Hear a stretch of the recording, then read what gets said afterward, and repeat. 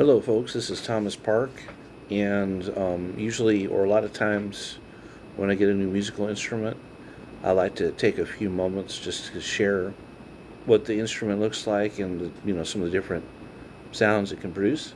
I've actually been looking for a while for some wind chimes.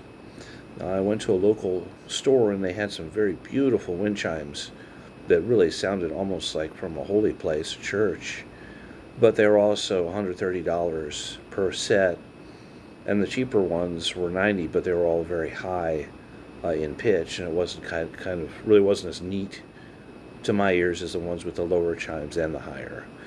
So I had to decide maybe I have to spend some time, investing in some of those more expensive wind chimes. I also realized more recently that my neighbors have wind chimes already, but I never hear them chime. And I wonder if it's just that when I hear them, I don't notice they're chiming, or, if the wind doesn't get back because they have them placed about a foot away from the outside wall with a wooden wall right beside them. And I'm thinking that, like, not a whole lot of wind gets back there to those chimes, and that's probably why. But the happy story part is I went to Buckies, and if you don't know what Buckies is, it's a very exciting touristy place where people go to get gas while traveling or visiting Florida or the South. And they also sell things like cowboy attire and food and things that you might need on the road. The most beef jerky in different flavors I've ever seen. And I mean, I've seen quite a bit. This is more. They also serve brisket, and they have a song that they sing. It's something like, "Brisket on the floor!" And then everybody knows what? That there's a new fresh batch of brisket sandwiches on the grill ready to buy for only about $10, depends on which one. And yeah, the brisket's pretty good.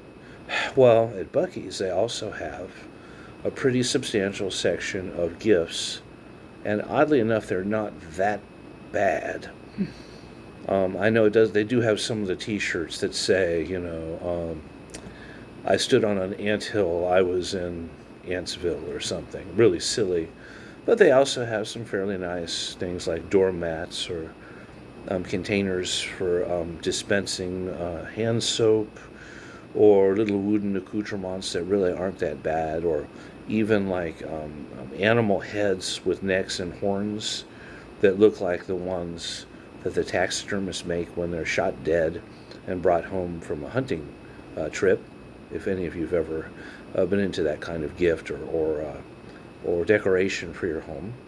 Many in the South like to have animals' heads jutting from the side of a wall, often several. Many of those often have tales behind them, stories to tell about how they were gathered and created, often at great peril. But anyway, I digress. One thing I found, which is really more than one in a way, was a wind chime sort of thing. It's kind of subtle, but what they are these little lightly tuned sort of, I guess, thin slices of shell. They look real. It might have been they used some kind of laser process at a factory to make them this way. And in nature where there's a little breeze, they really sound kind of organic, and just this light tune, it reminds me of looking at leaves on the ground, or just a set of pretty organic elements that are not quite like the church chimes or the tune chimes that are more formal, but are just really kind of organic and light, ethereal. And, life being as it is, it's nice to walk home after my shift and just hear a little pitter-patter. I think about a lot of us enjoy little elements of nature. So for the first time in several days, we pay attention to something that doesn't happen regularly, or has just a little bit of tuned chaos to it. And often people feel relaxed, perhaps even fall asleep to the tiny organic chimes and the tones that they create when they hit one another.